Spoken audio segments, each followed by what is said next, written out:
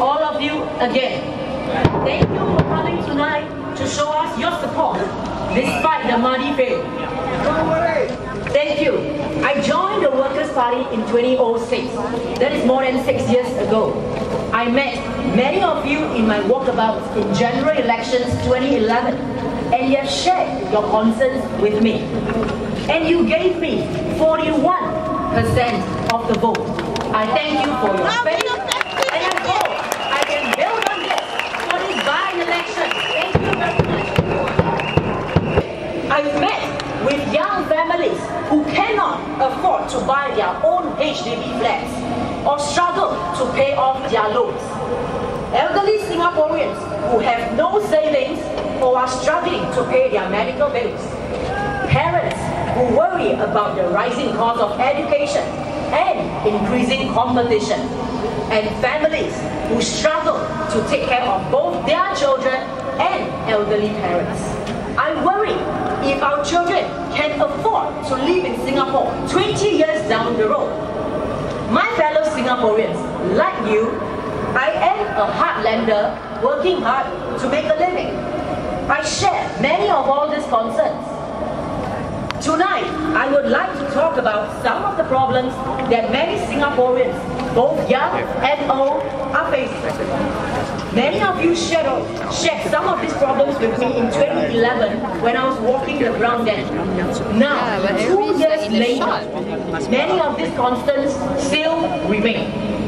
Punggol East has many young families, couples who are thinking of having children, or parents who already have children. Many also have to take care of their elderly parents. Do you know that fees of childcare centres have gone up by 34% in just 5 years? In 2007, the average fee for a full-day childcare and infant care program was $680 a month. In 2012, it was about $914 a month. In the same year, the number of childcare centres grew from 743 to 1,009. Usually, greater competition means better prices. But this is in fact the opposite in this case. Why is that so? Because of high rental costs. Since 2009, anchor operators have dominated the childcare industry in Singapore. These anchor operators enjoy many public subsidies. They enjoy grants for rental costs, set-up and furnishing costs, teacher recruitment, and manpower training. An estimated 1 in 10 children aged 6 to 16 suffer from mental health disorders. One child lost is one child too many. While it is good that the Ministry of Education has decided not to name the top PSLE students in the media to help reduce competitiveness and stress, much more can still be done. PSLE is still a high-stakes examination. If you do not do well in your PSLE, you will always be struggling to catch up with your peers because of secondary school streaming. The formative years of our young children should also be better spent on nurturing their talents and interests rather than forcing preparation for high-stakes examinations on them. We should study the feasibility of a primary secondary school integrated program and other ways to reduce the pressure to perform in the PSLE. While Punggol East is a relatively young estate, we must not forget our senior citizens who have worked hard and contributed to nation building and the growth of our country. At the age of 70, most of our senior citizens are unemployed. For those who are employed, they can hardly make ends meet.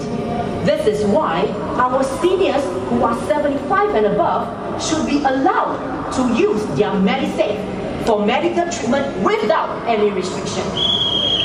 Medical policy has become a huge necessity as one grows older. At the age of 75, MediSave should be used to support immediate needs. Life expectancy in Singapore is 82 years old. Listen to that, 82 years old. If our seniors cannot use their MediSave funds for immediate medical needs when they are 75 years old, then when can they use it? Allowing unrestricted use of medicine for them will also ease the burden on families who have to take care of elderly parents and young children as well. We need to get our policies right. We really can do better than this. I'm also an ordinary Singaporean. I grew up in a 3-room HDB flat. I'm not a high flyer or a government scholar. I did not do very well earlier in my schooling years, but I worked hard, really hard, and made it to Li Lian Polytechnic and eventually graduated from Curtin University of Australia. In order to ease the financial burden on my parents, I did part-time job when I was at age 15. I'm running for this by-election because I want a better Singapore, not only for us, but also for our children. The Workers' Party has the experience to manage the estate and constituency, and I will strive to build a strong and engaged community in Punggol. I will work my hardest to represent you and be your voice in Parliament.